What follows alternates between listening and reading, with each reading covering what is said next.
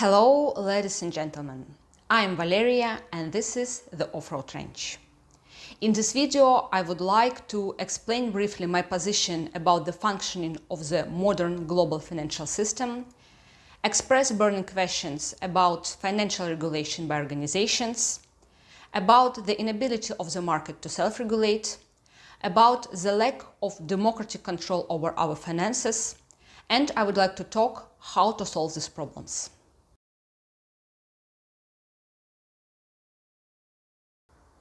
I will cover the following topics: the essence of money now, the failure of the global financial system, universal control and digitalization with aggravation of problems, and the only solution to go into the inevitably logical digital money, preventing the world from becoming completely a prison and a dystopia. In addition, my point of view is shared by such people as Richard Stallman, Philippe Zimmermann, Nem Sardar, Luke Smith, Jeff Goodall, Tess for Privacy, Mark Milazzo, and others. And it's good that all these people share their points of view publicly.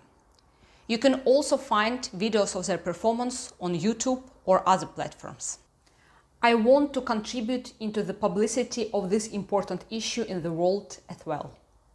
I tried to consolidate all the necessary information on the topic in this video, especially since I think that in the coming months you will be able to get acquainted with performance from MoneroCon 2023. Perhaps some of you even will be there or were there, since I don't know when this video will be released. But I know for sure that if I had the opportunity and the finances, I would definitely be there, since my task is to create a freer world. And I think that using the information provided by me and these people will convey the importance of change to a wider audience. I also want to thank my friends and the best engineers in the world, without whom I wouldn't have started this journey into complex, unknown, vital things, and may never have opened my eyes. In today's world, when we talk about money, we no longer mean cash. If even 10 years ago money was cash, today money is electronic, digital money. Increasingly, especially in developed countries, only electronic money is used. Cash is almost a relic of the past. All transactions take place electronically. Purchases, loans, deposits, tickets, transfers, e-commerce. In itself, digitalization is a rather logical development of technological humanity and is an expected consequence given globalization. However, it is bad, just terrible, that in the process of digitalization, the functions of money have been replaced. Some have disappeared, some have appeared. Unfortunately, now cash is perceived as something strange, suspicious, illegal, and extremist. It is terrible because we were forced to think so and believe in it after a series of certain events and intimidation. However, the digitalization that we have now not only far from speed, transparency, convenience, and opportunities, but also brings even greater problems and restrictions and has turned the world into a prison. Digitalization has distorted the functions of money that have existed throughout the existence of humanity. Those we studied at the university, especially at economic and financial faculties. People have been involved in the economy and in the circulation of money with their own resources for thousands of years. Historically, money had fixed properties: scarcity, fungibility, portability, durability, accessibility, and divisibility. Previously, these functions were performed by gold. And later, for a long time and until recently, these functions were performed by cash or securities, which, despite the possibility of widespread tracking and some degree of control, retained the direct participation of a person in the economy and the circulation of money. Paper money provided privacy and security, no associated cost, no data leakage, no third-party involvement, instant settlement and no debt, and liquidity and immediate access to funds. However, globalization has required remote payments, because although cash gives privacy and anonymity, it cannot be on distance. This has led to digitalization. But the thirst for money, power, and control have deprived people of many historical rights and opportunities, and brought a lot of problems. And at the moment, the digital financial system is insolvent and inconsistent with the concepts of privacy and control over one's own life. And as usually happens, the system fails in difficult situations. The failure of the global financial system has been proven during the global lockdown and since the start of the war in Ukraine. Due to control and restrictions, the market is not capable of self-regulation. The problems of the economy, as before, were solved in several standard ways. One of which is that, according to some experts, in the past 3 years, so many dollars were released in the economy that it became 5 times more. And that's not counting all the resources aimed at supporting Ukraine, which by no means all reached Ukraine, but settled on the accounts of businessmen, officials, and charitable organizations. Because my friends from different cities tell me about the situation at the front. Today, everything is actively approaching the peak of the crisis of everything: stocks, real estate, bonds. The problems and facts we have are asset bubbles, global cost of living, unsustainable sovereign debt levels, and gradual abandonment of the dollar in foreign exchange and trade transactions between various globally significant economies. So we might be heading to the hyperinflation scenario with a temporary stagnation. This is a gradual loss of purchasing power for common people. And this crisis is going to hurt a lot of people around the world. And not only in developed countries, but primarily in developing, because of their dependence on producing countries and suppliers. Digitalization has also taken away the privacy that has existed throughout the existence of mankind. Democratic governments team up with big tech and welcome to autocracy. Now we are witnessing the decline of democracy and new bans and precedents. We see it in various countries, some of which are in the group of 7. You can learn about this more in different sources. People do not take it seriously, also because they don't know what to do. It is so difficult that you don't want to think, because everything has been already decided for you. And even if it's unpleasant and outrageous, but charity begins at home, and many don't want to give up comfort, take responsibility, and make efforts. Instead, they say, no one needs you, no one is interested in you, and you adhere to a conspiracy theory. But the opposite has been proven. The government actively uses its own settings. Otherwise, why did they do it, and who did they do it for? Absence of cash means not only that people do not have possession and control of the assets they use to engage in the economy. Our funds are easily subject to analysis, blocking, inflation, forcibly withdrawing from circulation, regardless of which organization is behind it. The central bank, tax authorities, financial departments, private banks, intermediary banks, Google, Amazon, PayPal, Microsoft, and others. We don't even know how many organizations our money and our data go through, and we do not manage our money. So, custodians of assets have been transformed into gatekeepers.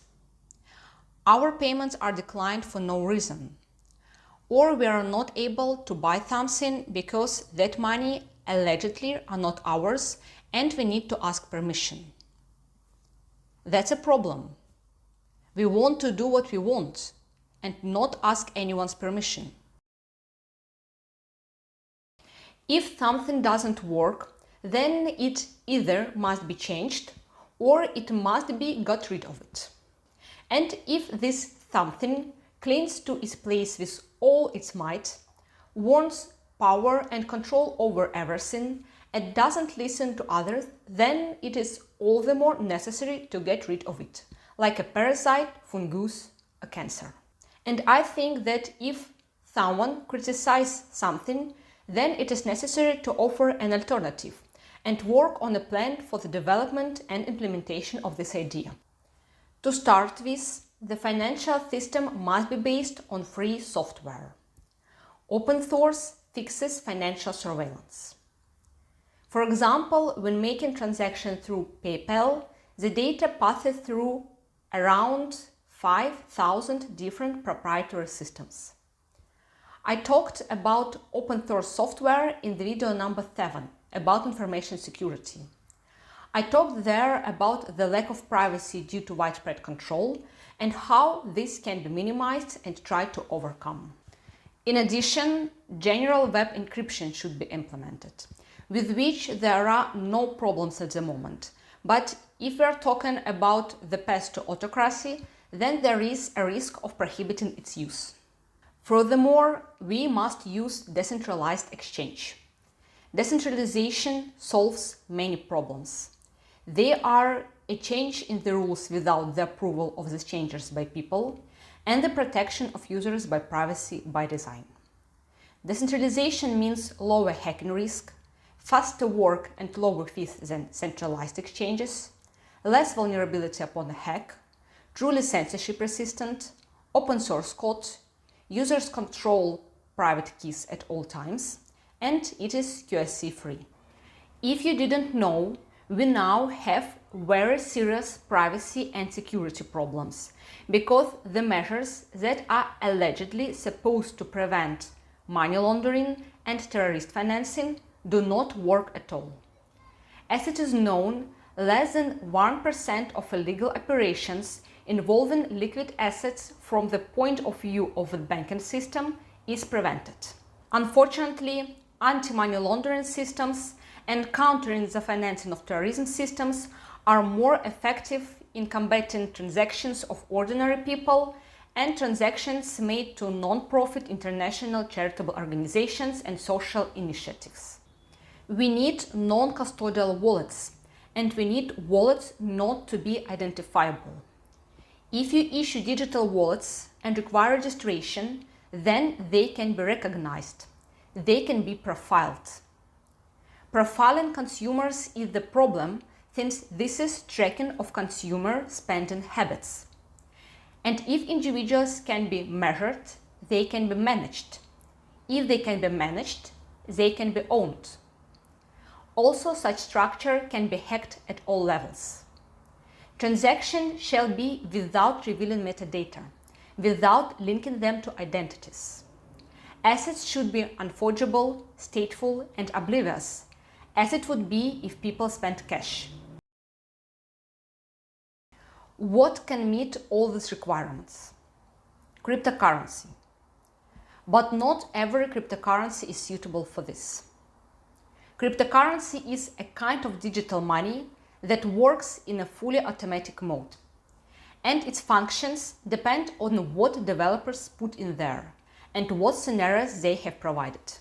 To date, business and the financial field of life have tried to make a speculation market and a bubble out of cryptocurrency, created a label that this is a way to make quick and easy money, and it is a way to be used by scammers, delinquents, and extremists. All the same processes take place with the fiat currency market, but we are accustomed to considering money as a means of payment. And all illegal operations and excessive savings are well hidden by reliable banks and territories in various material needs. However, the emergence of the concept in the history of cryptocurrency goes back to the late 60s. The reasons for the creation of cryptocurrency were different. The real purposes are privacy and custody. On the other hand, it is a way to avoid inflation and excessive issuance of money.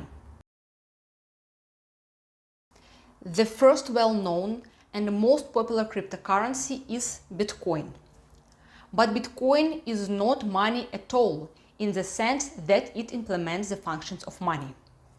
Bitcoin introduced such innovations and ideas as the concept of decentralization and the elimination of intermediaries in transactions. This gave impetus to the development of new options and a different understanding of the function of the market. This gave birth to new ideas, new ways of interaction between a person and the financial system, and allowed many people to realize previously inaccessible ideas. But Bitcoin is not digital gold. It has no function of money. Bitcoin is unscalable. It has a constant block size and a certain number of transactions per unit of time. It is pretty much centralized, since there are many billion-dollar mining farms. It has a harder entry due to competitive mining. And in general, this is a privacy nightmare. It has QSE and is accountable to regulators. It has problems with data issues. IP and address reuse are disclosed and tracked. The IP is not stored on the blockchain, but miners can see it. Bitcoin has intermediaries. It is accepted by Visa and MasterCard. Moreover, states may apply restrictions on its use. The worst scenario of using Bitcoin is currently realized on the territory of El Salvador. You can learn it by yourself. They say, so you are still going to use the same exact card you have in your wallet, but now you can choose to spend Bitcoin. So what is the sense? Same spyware, same QRC, same regulations, and more monitoring. But it's Bitcoin. To function as money, a widely adopted blockchain must make no trade-off between decentralization, scalability, and security. In addition, a blockchain that aims to be money must preserve fungibility and scarcity. All functions with the aforementioned privacy and security are fully performed by Monero. And at the moment, it represents the only adequate way for us to move into digitalization intelligently, returning from a dystopia to a life where a person manages finances, means, and life with further alacrity to develop society and social initiatives, and not follow a bunch of people pursuing only their own benefit. Monero satisfies all of the properties of money. It's scalable.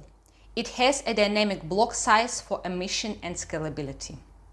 It has security, privacy, and custody, which distinguishes Monero from many of other cryptocurrencies, including Bitcoin. It is truly decentralized, not like Bitcoin, where you have multi-million-dollar farms.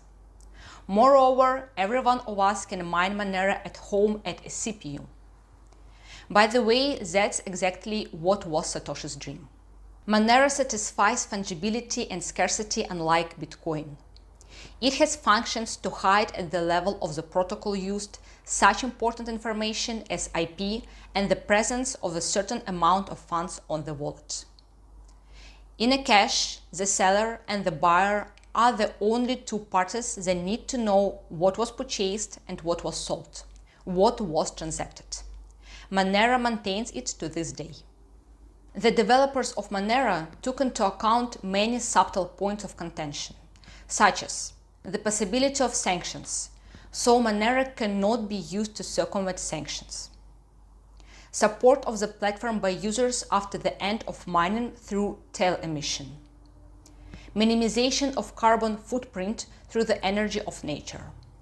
And although, in my opinion, this cannot be reliably calculated, using thousands of platforms through which transactions go, as well as thousands of services where our data is analyzed, gives a much larger carbon footprint because everything needs infrastructure and electricity.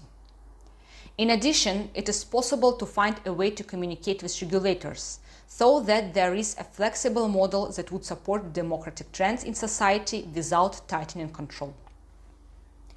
Monero still needs to grow because, as you know, there is no limit to perfection.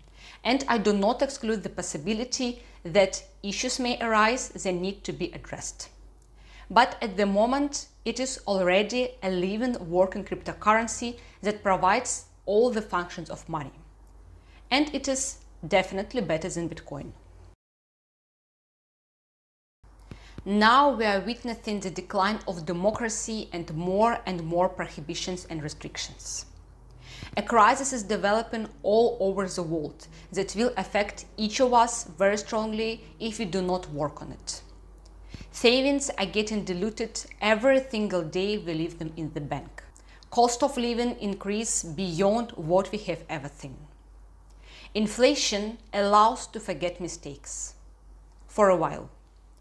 Inflation delays the end. So we do need cash. Humanity is on the verge of money not being tied to the state. Cryptocurrency can be used by a political minority to prevent tyranny from developing. And Monero is the only asset that allows us to build a stable ecosystem. If you would like to know more what Monero is based on and how secure the platform is, let me know in the comments. I am not sure that I can give information professionally, but I can definitely touch on this topic in other videos on cryptocurrency or information security. And I can indicate in the description links to those who are recognized experts in the community, which means that they understand the issue exactly. I know many people who since 2018 have completely transferred their lives into a parallel economy and use Monero exclusively for all their transactions. Some of them sell goods in Monero, such as wine, and spend the process of Monero either to buy the good they need or as a crypto investment for the future. That is, they simply accumulate. Some rent out their apartments or real estate for Monero. Some sell real estate for Monero and get great tips if you know what I mean. I will give you a link in the description of the video to what can be purchased for Monero at the moment, and you can explore it if you wish. There are lots of people who want to build a new internet. We need to share knowledge. And in the end, parting words for you. Use only free software. Use only the software you are sure about. Never be unencrypted. Use Monero to transact. And of course, subscribe my channel, like, comment, and donate if you have a desire and a possibility. Preferably, of course, in Monero. It was Valeria, the Off-Road Range. Wish you all the best and see you soon.